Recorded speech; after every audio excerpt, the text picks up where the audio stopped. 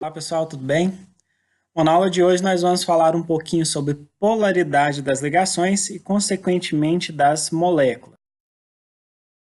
Bom, pessoal, então as ligações químicas elas podem ser polares ou apolares e, consequentemente, as moléculas formadas por essas ligações também podem ser polares ou apolares. Então, o objetivo dessa aula é mostrar para vocês como uma ligação química, né, a ligação covalente, ela pode ser polar ou apolar, e também como isso reflete nas moléculas formadas por esse tipo de ligação.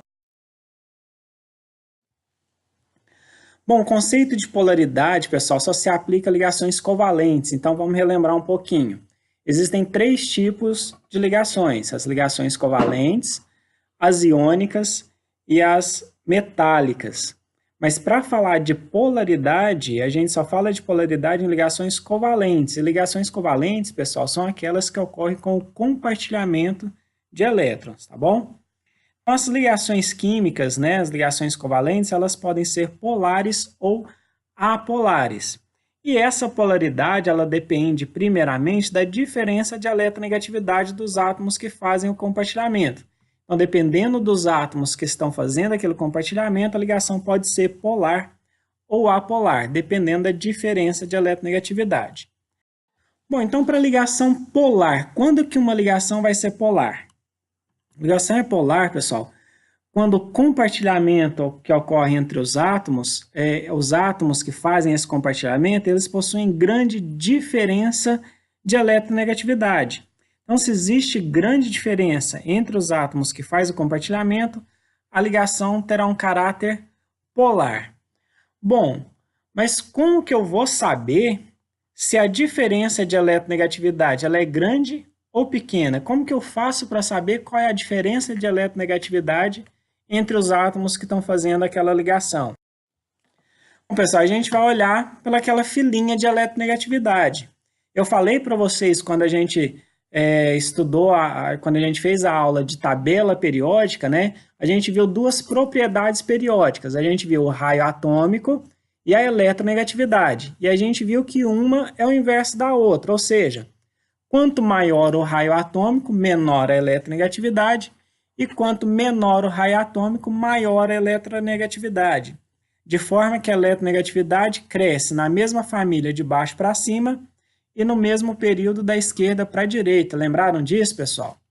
Então a gente, naquelas aulas ainda, a gente citou lá essa fila de eletronegatividade, que vai desde o elemento mais eletronegativo para o elemento menos eletronegativo. Então, olha só, o flúor, que está aqui no comecinho, né? Ele é o elemento mais eletronegativo, e o hidrogênio, que está aqui no final, o elemento menos eletronegativo. Só recapitulando, pessoal, que essa fila aqui mostra apenas os não metais, não mostram os metais, tá? A gente não fala de eletronegatividade nesse momento aqui para os metais, só para os não metais, tá? Visto que são ligações covalentes, e quem faz ligação covalente são os não metais. Então, desde o mais eletronegativo para o menos eletronegativo, tá certo? Existem vários macetes aí, várias formas de decorar essa fila de eletronegatividade. Uma está até aqui embaixo, né, nessa frasezinha aqui. Então, ó, fui ontem no clube, briguei e saí correndo para o hospital. Tem uma outra. Fui ontem no clube brasileiro e só comi pastel hoje.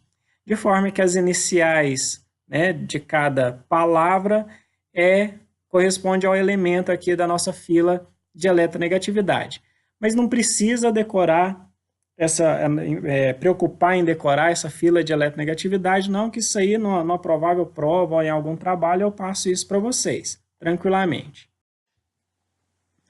Então, pessoal, olha só, se eu tenho uma molécula formada por elementos diferentes, né, e aí eu vou olhar aqui nessa filinha, e esses elementos estão distantes um do outro, exemplo, HCl, ácido clorídrico, né, uma ligação formada entre o hidrogênio e o cloro, não estão longe um do outro? Então, se essa distância é grande, é porque existe grande diferença de eletronegatividade. E quanto maior essa distância, maior será a diferença de eletronegatividade, e quanto maior a diferença, maior será o caráter polar da ligação. Então, quanto mais distante os elementos estiverem um do outro, aqui nessa fila de eletronegatividade, maior será o caráter polar da ligação, certo? Vamos tentar entender isso com dois exemplos. Ó, tem o exemplo aqui da água e o exemplo do HCl. Como que isso funciona na água? Olha só, se a gente olhar direitinho, a água, ela é formada por hidrogênio, então está aqui o hidrogênio, e por oxigênio, né? Então, compartilhamento de elétrons que ocorre entre o oxigênio e o hidrogênio. Olha a distância que existe entre o hidrogênio e o oxigênio aqui na fila de eletronegatividade. Não é uma distância grande? Então, se a distância é grande, é porque a diferença também é grande. E se a diferença é grande, quer dizer que a ligação ela é polar. Certo? Vamos analisar agora o outro exemplo, HCl. Agora é uma ligação formada entre o hidrogênio, que está aqui, e o cloro, que está nessa região aqui. Olha a distância que o cloro está do hidrogênio. Também não é uma grande distância. Se existe essa distância, se a distância é grande, quer dizer que existe grande diferença de eletronegatividade. E se a diferença de eletronegatividade é grande, quer dizer que a ligação também é polar.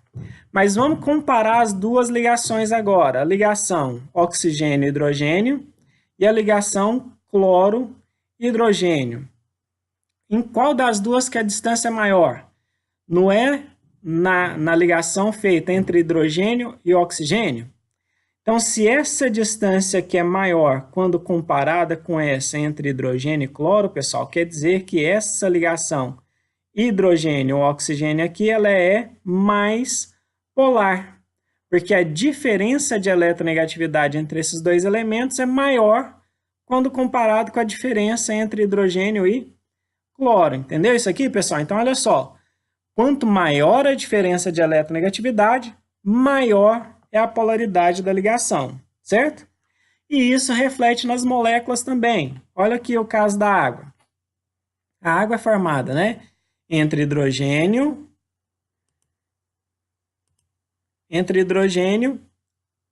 e oxigênio. A gente já viu que essa ligação aqui é polar. Bom, se essa ligação aqui é polar e essa ligação é mais polar do que essa aqui formada entre hidrogênio e o cloro, no ácido clorídrico, quer dizer que essa molécula aqui também é mais polar do que essa outra aqui, certo? Então, se a polaridade da ligação é maior, a polaridade da molécula também será maior, certo, pessoal? Bom, a gente está falando aqui de polaridade da ligação da molécula, viu que as duas são moléculas polares. Mas se eu estou falando em polaridade, uma molécula polar quer dizer que ela possui dois polos, não é isso? Um polo positivo e um polo negativo. Mas como que eu faço para saber qual que será o polo positivo e qual será o polo negativo de uma molécula? Olha só, pessoal. Aqui na molécula de água primeiro. A gente vai olhar simplesmente assim, ó. Qual que é o elemento mais eletronegativo entre hidrogênio e oxigênio? Não é o oxigênio aqui, ó, ele não é mais eletronegativo do que o hidrogênio, nossa fila de eletronegatividade. Então, o elemento mais eletronegativo, ele vai gerar o polo negativo. E o elemento menos eletronegativo vai gerar o polo positivo. Isso, pessoal, porque o elemento mais eletronegativo, e eletronegatividade é aquela característica que o elemento tem de atrair mais o elétron para si, maior afinidade eletrônica, ele arrasta os elétrons que está aqui, fazendo o par eletrônico aqui do hidrogênio para próximo dele. Então, arrasta esse elétron desse hidrogênio mais para próximo dele e arrasta esse aqui também para próximo dele. Ele é mais forte. Se ele é mais forte, ele arrasta com maior força, traz esse elétron para mais próximo dele. O elétron tem carga negativa. Se o elétron tem carga negativa, cria-se uma densidade eletrônica, uma densidade de elétrons aqui maior em volta do oxigênio.